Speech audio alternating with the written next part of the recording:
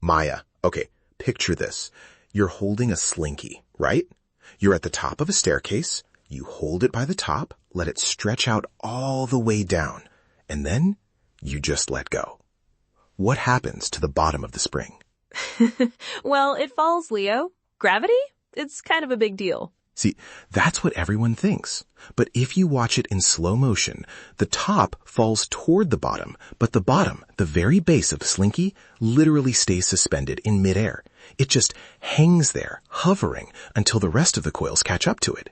It's like it's waiting for permission to fall. Wait, really? It just stays there? Like a cartoon character that hasn't realized the cliff ended? Exactly. It's called a tension wave. Basically, the bottom of the Slinky doesn't know it's been dropped yet because the information, the change in tension, has to travel down the spring like a message. Until that message arrives, the upward pull of the spring is perfectly balancing out gravity. It's basically a levitation trick hidden in a dollar store toy. Okay, that is actually wild. I had no idea there was that much physics in something I used to just accidentally tangle into a knot within 5 minutes of opening the box. Oh, the tangles are a feature, not a bug. But the origin story is even better. It wasn't even supposed to be a toy.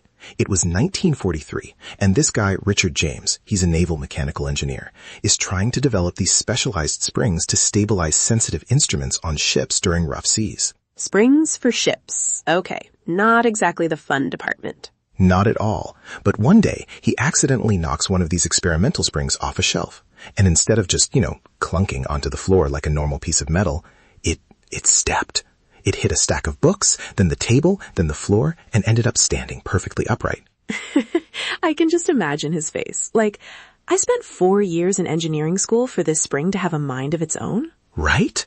He goes home to his wife, Betty, and basically says, I think if I get the steel tension just right, I could make this thing walk. Betty was skeptical, rightfully so, but then he perfected it, and the neighborhood kids went absolutely bananas for it. It's so funny how the best things are often just happy accidents.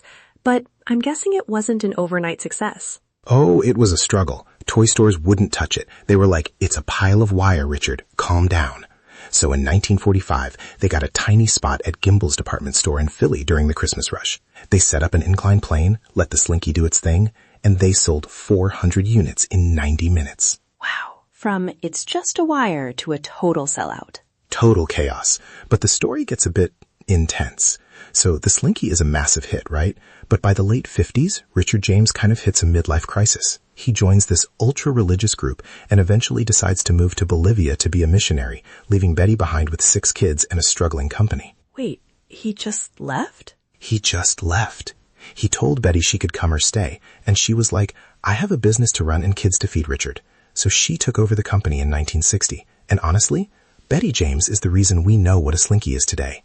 She moved the factory, she kept the price low so every kid could afford one, and she's the one who gave the green light to the Slinky dog. Oh, I love the Slinky dog, especially after Toy Story. He's the heart of the group. Right?